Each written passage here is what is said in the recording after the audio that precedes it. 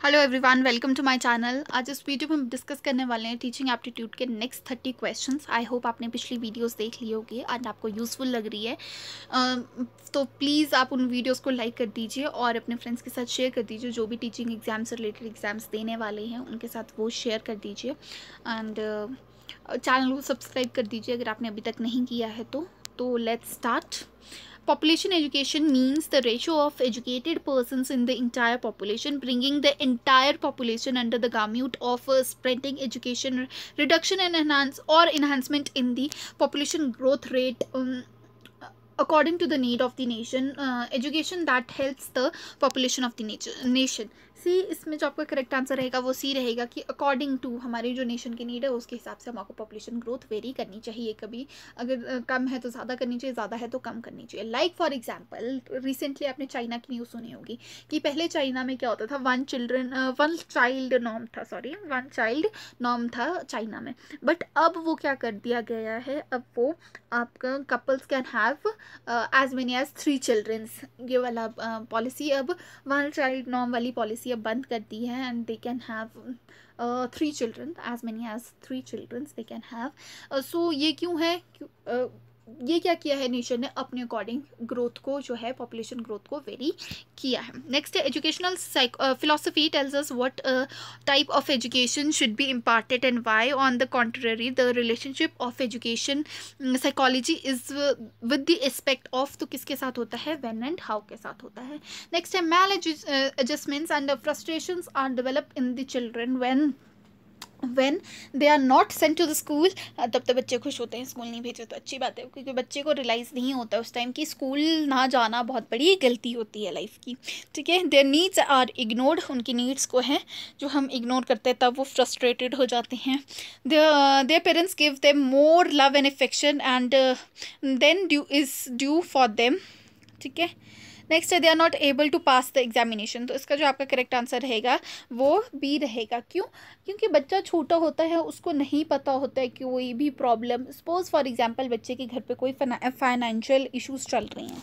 ठीक है, अगर आप उसको ये बोलोगे कि बच्चा हम आपको ये अफोर्ड नहीं कर सकते हैं, तो बच्चा उस चीज़ को नहीं सुनेगा। उसको तो सिर्फ ये लगेगा कि औरों के पेरेंट्स वो चीज़ें उनको प्रोवाइड करवा रहे हैं, सिर्फ और सिर्फ मेरे घर वाले मुझे वो चीज़ें प्रोवाइड नहीं करवा रही हैं। तो वो क्या, उस टाइम वो फ्रस्ट्रेटेड हो जाएगा, मैल एडजस्टमेंट, उसको एडजस्टमेंट करने में बहुत ज़्यादा प्रॉब्लम आएगी। यही चीज़ अगर अडल्ट के साथ हो, ठीक है, बच्चा अगर सोचने समझने लायक हो, मतलब हम ये बोल सकते हैं अगर बच्चा +1 +2 में हो, ठीक है, अपनी टीन एज में हो, एडोलेसेंस एज में हो, एडोलेसेंस भी आफ्टर 15-16 ही बच्चा थोड़ा समझने लगता है, उस एज में हो, अगर बच्चे को तब बोला या हमारे को एज अडल्ट हमारे बोले कि ठीक है अगर हमारे घर पे कोई इशू चल रहा है तो आपको बोलने की ज़रूरत भी नहीं पड़ेगी, आप खुद ब खुद एडजस्ट कर लोगे। बट चिल्ड्रन एडजस्टमेंट्स नहीं कर सकते हैं, उनको उतनी नॉलेज नहीं है उस कॉन्टेक्स्ट में, इसलिए क्या होता है बच्चे के अंदर फ्रस्ट्रेशन आ जाती है। ठीक है,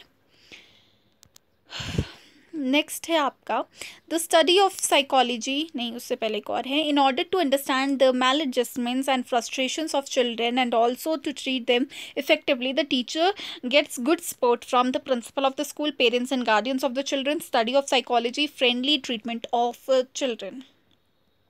सी, कहाँ से मिलती है टीचर को सपोर्ट? स्टडी ऑफ साइकोलॉजी से, कि कोई भी बच्चे में फ्रस्ट्रेशन आ रही है, मैल एडजस्टमेंट्स आ रहे हैं, ये सारे आपके टॉपिक्स रहते हैं चाइल्ड साइकोलॉजी के, तो उसमें टीचर्स को यही पढ़ाया जाता है। आपके बीएड में आपको यही पढ़ाया जाता है। जिन लोगों ने बीएड कर लिया उनको पता है कि फर्स्ट जो आपका पेपर रहता है चाइल्ड साइकोलॉजी के ही रहता है एंड उसमें आपको यही बताया जाता है कि आपको बच्चे की ब्रेन्स के साथ कैसे खेलना है ड्यूरिंग योर क्लास लेक्चर्स। ठीक है, एंड चाइल्ड साइकोलॉजी नहीं सिर्फ और सिर्फ आपके प्रोफेशनल लाइफ में आपको हेल्प नहीं करती है, but as in your personal life also, personal life में भी वो आपको बहुत ज़्यादा हेल्प करती है।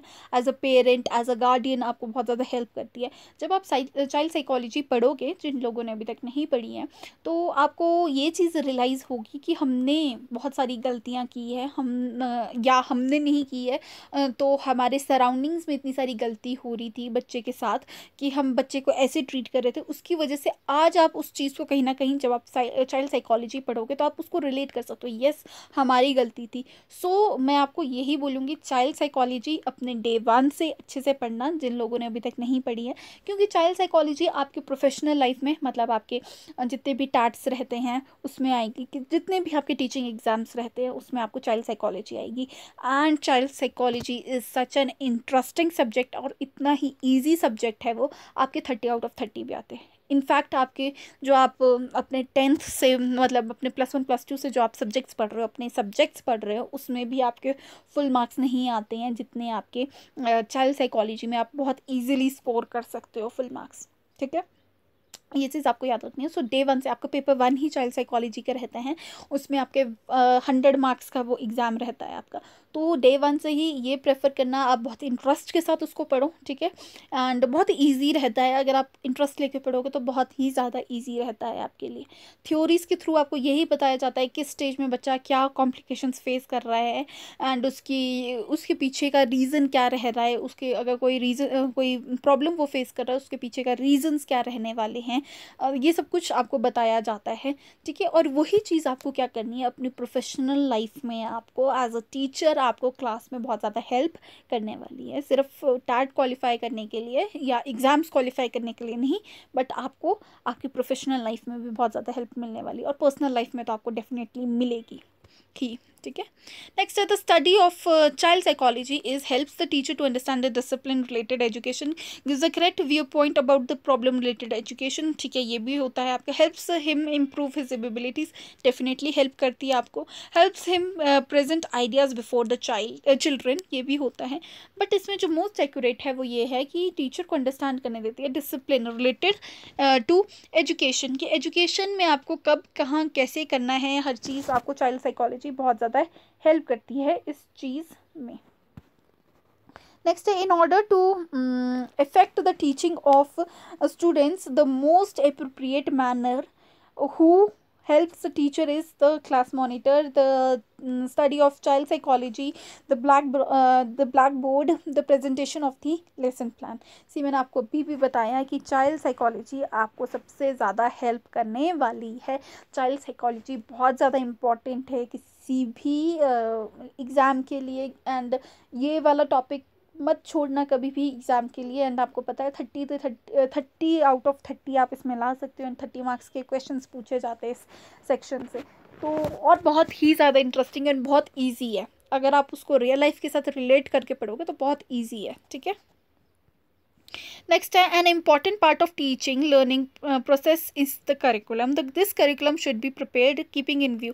आपको पता है करिकुलम बहुत ही ज़्यादा इंपॉर्टेंट होता है, तो करिकुलम कैसे बनाना चाहिए आपका, the ambitious of the students, the needs of the students, the needs of the lifes of students, all of these, तो all of these will be the correct answer.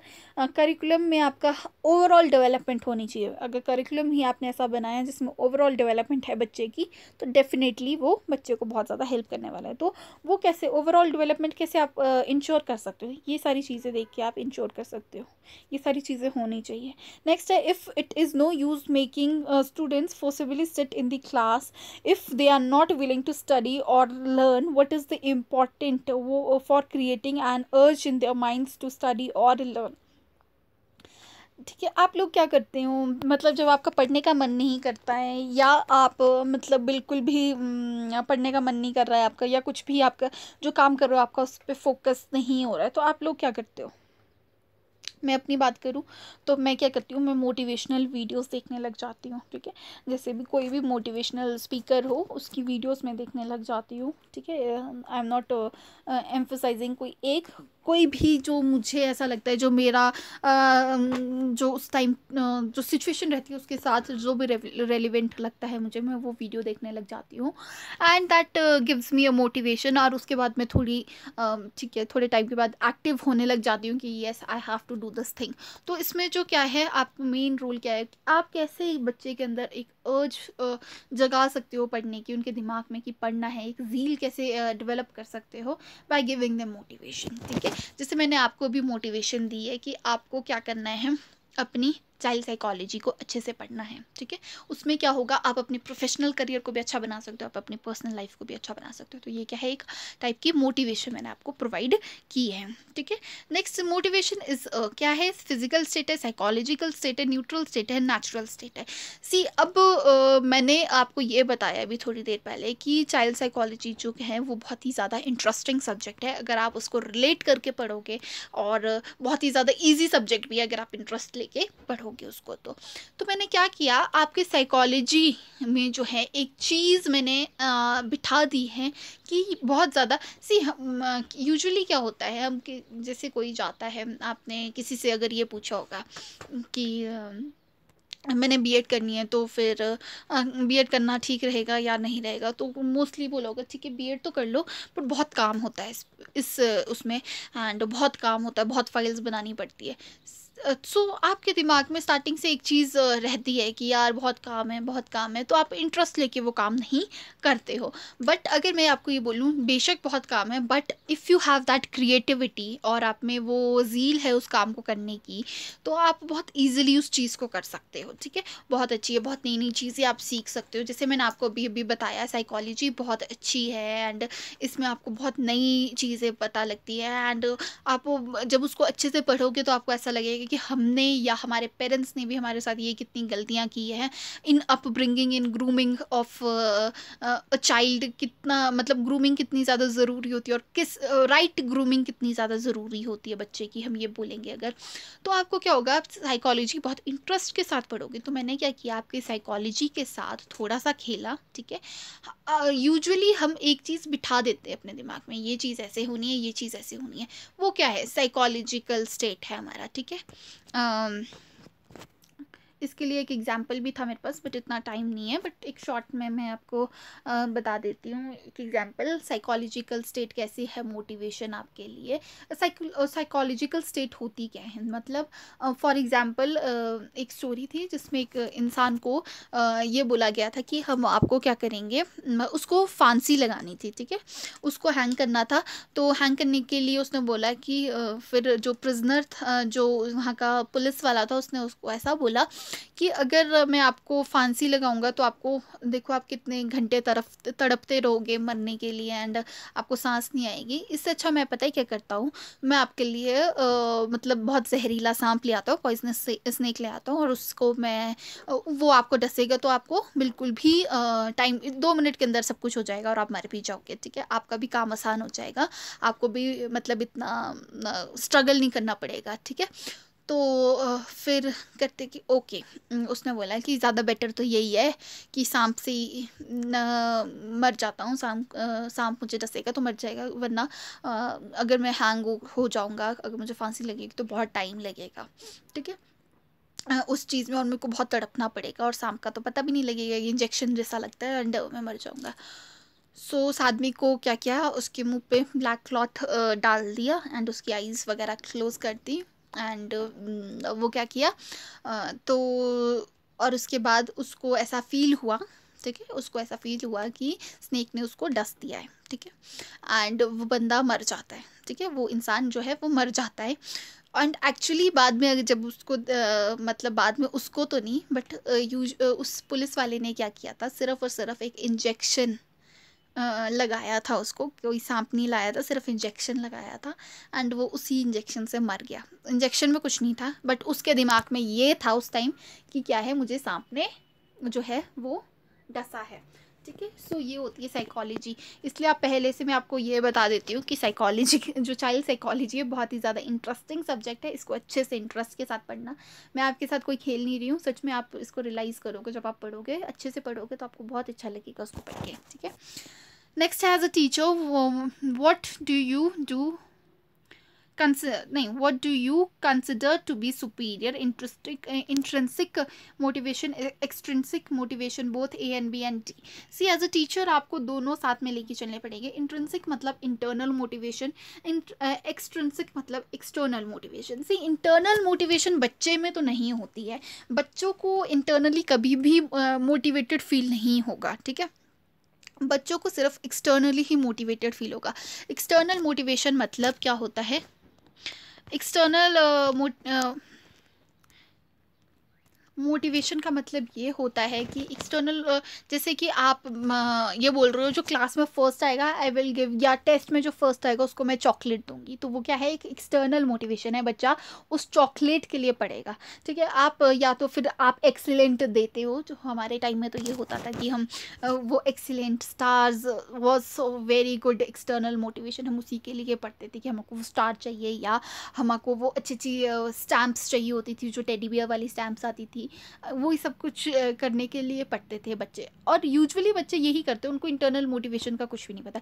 Internal motivation क्या होती है, जो आपके अंदर से आ रही है मोटिवेशन। ठीक है, बट एक चीज़ है, आपको ये चीज़ याद रखनी है, एक्सटर्नल जो मोटिवेशन होगी वो for a limited period of time रहेगी। ठीक है, एक टाइम के बाद बच्चे को लगेगा यार मुझे नहीं चाहिए वो चॉकलेट, ठीक है, नहीं चाहिए, रहने दो, मुझे नहीं चाहिए, मुझे नहीं पढ़ना, मुझे नहीं चाहिए। बट वही चीज़ अगर बच्चे के अंदर से आएगी कि नहीं मुझे पढ़ना है, आई हैव टू, अगर उसके एम्स बड़े होंगे, वो आफ्टर ये 8th एंड 9th हम ये बोल सकते हैं बच्चा इंटरनल मोटिवेशन पे पहुंच सकता है, तो उसको ये फील होगा कि वो तब वो इंटरनल मोटिवेशन से क्या होगा, मोटिवेटेड होगा। ठीक है, तो आपका इसमें दो बोथ रहेगा, ए एंड बी। नेक्स्ट है, if a student is insulted by the teacher before the students of the class, then as a result the students in all probability में become a fighter and arrogant, start concentrating more on his studies, start respecting the teacher more and ever before. ऐसा तो कभी भी नहीं हो सकता, any one of these. तो इसमें जो आपका क्या रहने वाला है, ए रहने वाला है कि बच्चा क्या बन जाएगा, फाइटर बन जाएगा। वो टीचर की बात बिल्कुल भी नहीं लेगा, क्योंकि आपको पता है बच्चों में ईगो बहुत ज़्यादा है आजकल के बच्चों में।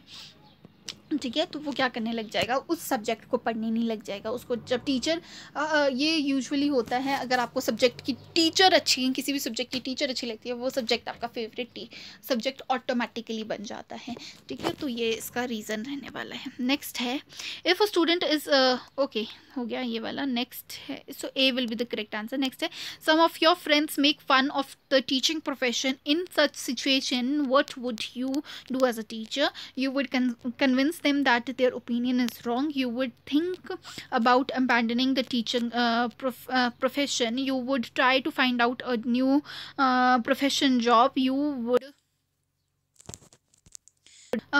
would stop interacting with such friends. तो इसमें जो आपका करेक्ट आंसर रहने वाला है वो रहने वाला है A, you would convince them that their opinion is wrong. क्यों, आपके टीचिंग प्रोफेशन के कोई मजाक बना रहा है तो आप उसको बोलोगे कि क्यों, आप रीज़न जानोगे, और उनका रीज़न कोई भी वैलिड तो नहीं रहने वाला होगा।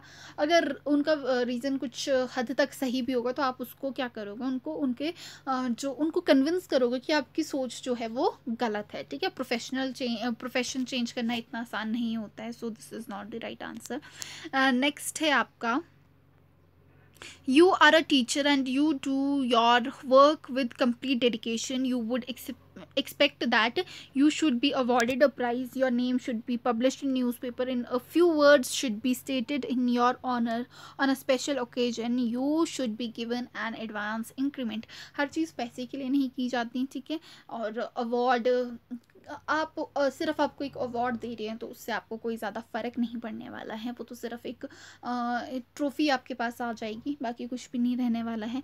Your name should be publish in the newspaper, इतना तो कोई नहीं करता, फिर तो आए दिन रोज़ टीचर्स का नाम उस पर होता। तो सिर्फ और सिर्फ क्या है, कोई भी अच्छी ओकेजन हो आपके स्कूल में, कोई बड़ी ओकेजन हो एंड उस दिन आपको ऑनर किया जाए कुछ वर्ड्स के साथ, ठीक है, अच्छे से। तो that's all. Next, in your class, the son of your principal is also one among the students. He indulges in the act of indiscipline. You would not pay attention to him. Principal का बेटा है तो let's ignore this thing. आप you will not scold, और आप उसको डांटोगे नहीं उसको, क्योंकि आपको पता है ये प्रिंसिपल का बेटा है। Behave with him in the same manner in which you would be behaved with any other. You would behave with any other student of your class. तो यही आपको करना चाहिए। ठीक है, उसको सेम पार्शलिटी क्लास में बिल्कुल भी नहीं होनी चाहिए, चाहे वो आपका बच्चा हो चाहे वो प्रिंसिपल का बच्चा हो। The use of different teaching methods during the course of teaching keeps teaching keeps attention of the students, makes classroom teaching quite interesting, helps students throughout the understanding concepts and topics, all of these. तो इसमें ये सारी चीज़ें होती है जब आप use करते हो अच्छे methods teaching के. Next है normally students do not ask questions from the teacher during the course of class teaching, even if they may not understand the lecture being taught by the teacher. The chief reason of this phenomena is कि बच्चे को समझ भी नहीं आ रहा फिर भी बच्चा नहीं पूछता. क्यों नहीं पूछता बच्चे? They are afraid that the teacher would reprimand them and send them away. मतलब आप टीचर डांट देगी और उनको भेज वापस बोल देगी, बैठने के लिए बोल देगी. They think that if they ask questions they might be counted among the dullest students of the class.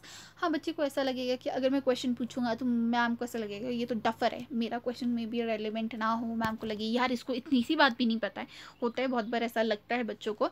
Next है they may not be able to comprehend which question should be asked, all of these. See यहाँ पर कोई एक आपका क्या है, ऐसा नहीं होता है कि बच्चे को क्वेश्चन तो समझ नहीं आ रहा है तो मतलब फिर तो उसको टॉपिक क्लियर होगा या उसको बिल्कुल भी नहीं पता होगा. दोनों में से एक चीज़ हो सकती है, तभी वो क्वेश्चन नहीं. तो बच्चे का ये मेन रीज़न यही रहता है कि उसको ऐसा लगता है कि मैं भी डलेस्ट जो स्टूडेंट है उसमें काउंट किया चाहूँगा, कि मैम को ऐसा लगेगा कि मुझे कुछ भी नहीं आता है, मेरा क्वेश्चन में भी बहुत ही लो लेवल का ना हो. बच्चे को ये डर रहता है. ठीक है. नेक्स्ट है a teacher wishes that during the course of classroom teaching students should ask question and thus proceed ahead by thoroughly understanding the subject, but the students never ask any questions on their own. In such situation what should the teacher do to motivate students to ask question to him? Teacher चाहती है कि आप questions पूछो, बार बार पूछो, जो भी आपको समझ नहीं आ रहा है वो पूछो ताकि आपका जो टॉपिक है वो अच्छे से क्लियर हो सके. बट बच्चे फिर भी नहीं कर रहे ये काम, तो क्या रीज़न रह सकता है, कैसे टीचर मोटिवेट कर सकती है? He should tell students that they should continue to ask questions. बच्चे तो क्वेश्चंस ही नहीं पूछ रहे, कंटिन्यू कहाँ से करेंगे? He should tell his students that if they are unable to understand the topic being discussed they should ask questions and understand the topic. यहाँ तक ठीक है. अब यहाँ से सुनना, if they are not able to answer the questions asked by the teacher they would be severely punished. आप ये बोल रहे हो कि ठीक है, आपका क्या है, आपको बहुत अच्छे से जो है आप मुझसे जितनी बार क्वेश्चन पूछोगे पूछते रहिए जितनी बार भी पूछना है, और आपका टॉपिक क्लियर होना चाहिए, क्योंकि जब मैं पूछूंगी अगर आपको आंसर तब नहीं आएगा तो क्या होगा, यू विल गेट पनिश्ड. तो ये चीज़ गलत हो जाती है. He himself should continue to ask questions from the students and find out whether the subject और the topic being taught is being understood by them और नॉट. कि अब टीचर को खुद ही एफर्ट कर लेना चाहिए कि उसको ये होना चाहिए, उसको खुद ही कर लेना एफर्ट कर लेना चाहिए कि उसके स्टूडेंट्स को वो चीज़ समझ आ रही है या नहीं आ रही है, by putting questions to them. Next, how would you like to give training to your students on the use of library? By telling them about the importance of book, by giving them beautiful and interesting books for reading, by going with students to library and understand and studying the books along with them, by ordering students to go to the library and study the books themselves. तो इसमें क्या होगा, सी वाला आपको खुद जाना चाहिए उनके साथ. एंड जब आपको देख के ज़्यादा सीखते हैं बच्चे, आपको पता है जैसे आप करोगे, जो एक्टिविटीज़ आप करोगे उससे बच्चे ज़्यादा इन्फ्लुएंस होते हैं. नेक्स्ट है a teacher should know the names of his students. The chief advantage of this is that the students would be afraid of indulging in bad actions activities. Next, students would remain disciplined. The relationship of the teacher with the students would consolidate and all of these. तो इसमें क्या होगा, इसमें जो आपका right answer रहेगा, the relationship जो है वो बच्चे और स्टूडेंट्स के बीच में जो होगा वो अच्छा फॉर्म हो जाएगा अगर आपको बच्चे के नाम पता होंगे. ठीक है. नेक्स्ट है what is the best method in your opinion to help the little children remember a subject. Understanding it from the heart, remembering with care, repeating it time and time and remembering it, storing it in the brain. See इसमें जो best method रहता है कि आपको क्या कराना है, बच्चे को वैसे तो अंडरस्टैंड करवाना है फ्रॉम द हार्ट. ठीक है. बट इसमें लिटिल ये बोला है, लिटिल चिल्ड्रन के लिए बोला गया है, तो लिटिल चिल्ड्रन के लिए अंडरस्टैंडिंग इतनी नहीं होती, बच्चे में अंडरस्टैंडिंग नहीं होती, तो उस टाइम उनको कैसे करवाया जाता है, repeating it time to time and remembering it. C will be the correct option. ठीक है, बच्चों को ऐसे ही करवाया जाता है कि बार बार रिपीट करवाया जाता है। रीडिंग्स है या कोई भी आपके वर्ड्स होते हैं उनको बार बार पढ़ाए जाते हैं वो वर्ड्स। ठीक है, रीडिंग बहुत बार बार करवाई जाती है। ठीक है, छोटे छोटा तो कंटेंट होता है वो उसकी रीडिंग रिपीटेडली करवाई जाती है, ताकि बच्चे को क्या हो, उसको वो चीज़ें रिमेंबर करने में प्रॉब्लम ना हो। समझ तो बच्चा वैसे भी नहीं समझता ज़्यादातर। Next, only one teacher teaches little children in the school. Do you consider it to be beneficial? It does not make any difference. It is beneficial custom. It is a boring custom. It harms both the teacher and the students. So इसका answer आप comment box में दीजिए। आपके हिसाब से क्या रहेगा कि जो आपकी जूनियर क्लासेस रहती है, मोस्टली आपकी जूनियर क्लासेस में थर्ड तक क्या रहता है, एक ही टीचर टीच करती है। मोस्टली यही रहता है। सेकंड थर्ड मतलब first nursery KG first and second आपकी एक ही जो आपकी क्लास टीचर होती है वही आपको टीच करती है। तो इस मेथड से क्या डिफरेंस आपको फील होता है, ये करेक्ट मेथड है या बच्चे बोर हो जाते हैं, बेनिफिशियल है, क्या है, आपको कमेंट करना है। नेक्स्ट है, because of appointments of new teachers in little classes every now and then the students gain new experience, take time to get mixed up with the new teachers, have to adjust themselves with the new teachers from the scratch, have to face new difficulties every time this happens। तो इसमें D रहेगा कि हमेशा एक new problem आएगी जब teachers बार बार change होती रहती है। अब हर टीचर का अपनी फिलॉसफी रहती है, अपनी टीचिंग स्टाइल्स रहते हैं, मेथड्स रहते हैं। तो बच्चे छोटे बच्चे हैं, चलो ठीक है, अगर 9th-10th के बच्चे हो तो भी वो एडजस्ट कर लेते हैं, बट बच्चे छोटे हैं तो बहुत प्रॉब्लम आ जाती है इसमें। नेक्स्ट है, why there is a need of mid day meal for little children in the school. C mid day meal आपकी गवर्नमेंट स्कूल्स में प्रोवाइड की जाती है, तो क्या नीड रहती है इसकी कि सब बच्चों को क्या है, न्यूट्रिशनल जो डाइट है वो मिल सके। ठीक है, when should the meeting of parents teacher association be held. गला बैठ जाता है ये सारे क्वेश्चंस पढ़ते पढ़ते। After the declaration of the result of the examination, after admission of the new students in the school, from time to time, at the occasion of annual function।